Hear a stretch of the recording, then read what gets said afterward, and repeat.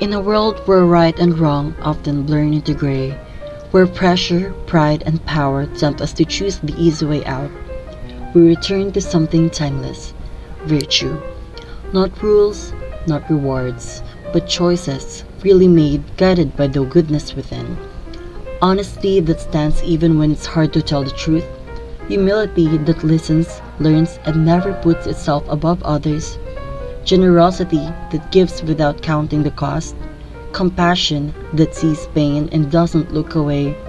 And patience, the quiet strength to wait, endure, and understand. These aren't just traits, they are the foundation of a life well lived. This is a story of five virtues that we are still human here.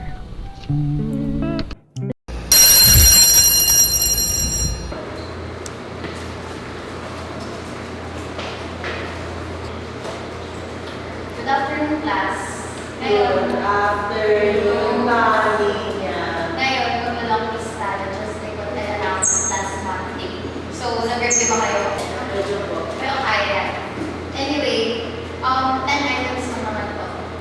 And yung mga isusulat ko is yung mga ethics na napag-aralan natin last time. Which is yun din naman yung nabanggit ng coverage. So, ayun. Bring out one whole sheet of paper, yellow pen.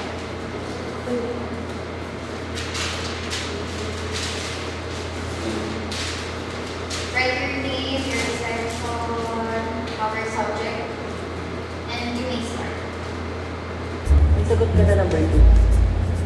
Bawal mag-usap, mata sa papel, mata sa katabi. Hindi naman tayo nakikita. Bawal yan na. Gusto mo lang ata ito. Hindi ko kaya. Ano yan? Bakit ginagawa ng papel mo kaya? Ano sinabi ko? Inibigay niya po yung sagot niya. Inibigay niya. Iningi mo. Ikaw, Axel, ba't ka naman nagpapakopya? Di ba ako nagpapakopya? Nakita kita, ganun mo yung papel mo. Tama ba yun? Hindi po. Di ba may instruction ako kanina? Hindi. Bawal mag-cheat. Sorry po. Tapos ikaw nag-initiate ka ng gano'n. Hindi na po maulit. Hindi na po Hindi na, ako na. Zero ka na dito. Cheating may seem small, just a few answers in a quiz, a shortcut taken when no one's looking, but the consequences don't end in the classroom. In the real world, knowledge becomes responsibility. That one moment of dishonesty can grow into a pattern until one day you're not just cheating a quiz.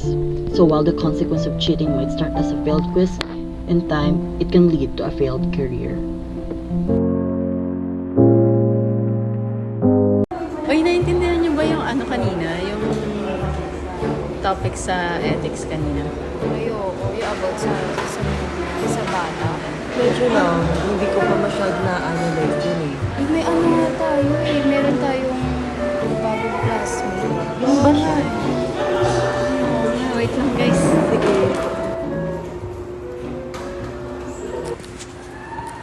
Uy, ikaw yung bago naming classmate, diba?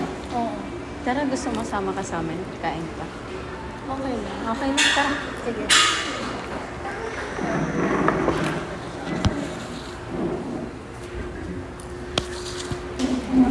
Yan, dito ka na lang kumain. Hello.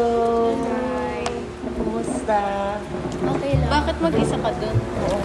Bago lang kasi ako dito eh, wala pa akong kilala. Anong pangalan mo? Gianna. Kasi Ay. Axel. Ikaw? Ella pala. Nice to meet you. Nice to meet you. A simple invitation, a seat at the table, a smile that says you belong here. And just like that, the personal becomes political because justice begins in moments like this. So here we have the legend and life of the saints, of which many stories about them have been told and have found their way into the arts. Next, we have the church rituals and religious activities, which have great influence on languages each passes.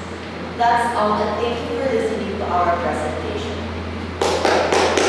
Double na guys. So without further ado, may concerns pa ba tayo or any? Actually, sir, most likely, all the research po and the graph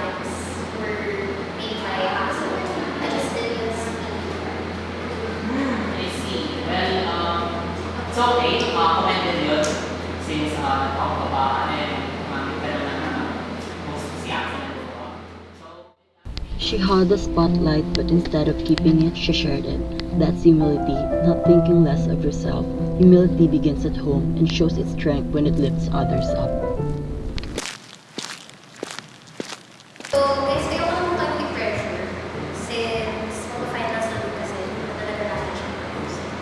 So, this task was assigned us no weekend set na naman na namin yung parts natin each member. So, medyo na-expect ko na kayo na makalaki na kayo or ano sa seminaryo since umanan mo lang natin. So, I'm expecting na mamaya i-mouse na lang if ever.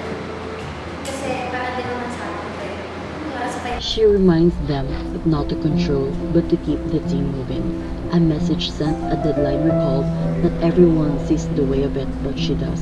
In the economy, time is more than numbers. It's trust, efficiency, and collaboration. Okay ka lang. Kaya mga nagkakaroon sa iba. Okay lang ako gusto ko na rin siya. Sure ka? Ito. Okay lang naman ako na extra kaya na mas kailangan mo ito kaysa sa akin. In that moment, it wasn't just kindness. It was faith in action, for in every religion, generosity is sacred. A reminder that to give is to love.